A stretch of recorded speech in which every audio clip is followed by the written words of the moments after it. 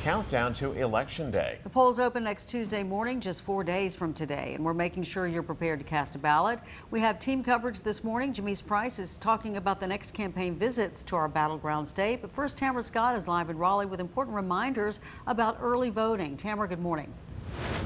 Hey, good morning, John and Barbara. Yeah, today we'll be getting an update on how early voting has been going in North Carolina. You know, there's only 2 days left to get your vote in early today and tomorrow. So, of course, if you want to do that, you're going to have to go ahead and get yourself in line today or tomorrow. Now, of course, so far in North Carolina, about 46% of registered voters have already casted their ballot. That is more than 3.6 million votes, with 3.4 million happening in person. Now, the total is down from 2020, when more people voted by mail during the pandemic.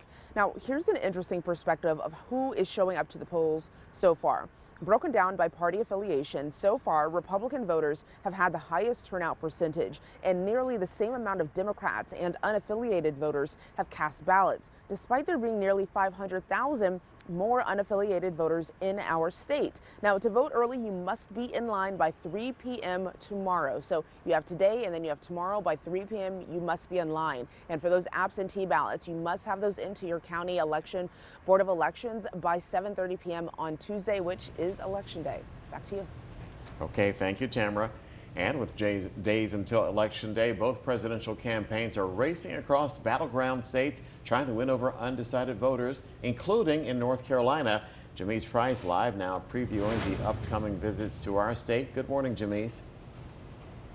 Good morning, John. It is a tight race to the White House, and these key candidates are really battling it out for battleground North Carolina, crisscrossing across the state in the final lap until Election Day. And those presidential candidate visits, those will continue today, with Donald Trump's running mate J.D. Vance making a stop in the town of Selma in Johnston County today. The event is set for 5 o'clock at the Farm at 95 on Baton Road. The doors open at 3, and on Saturday, Trump and Harris will be back in North Carolina going head-to-head in a dueling event for the second time this week.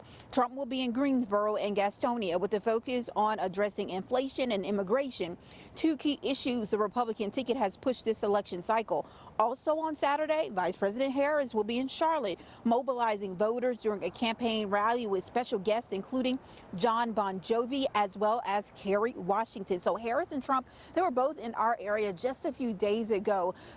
Donald Trump was in Rocky Mount engaging with voters there, and Vice President Harris was here in Raleigh on the ground connecting with voters in our community here. So this is something we will continue to follow throughout the day as those presidential candidate visits continue. And now we are in that final stretch to Election Day. Live in Raleigh, Jamise Price, ABC 11 Eyewitness News. Thank you, Jamise.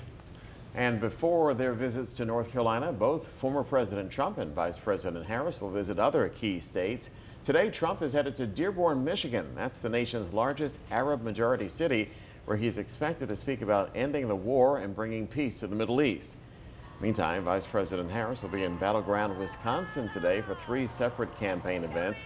Both candidates visited Nevada yesterday.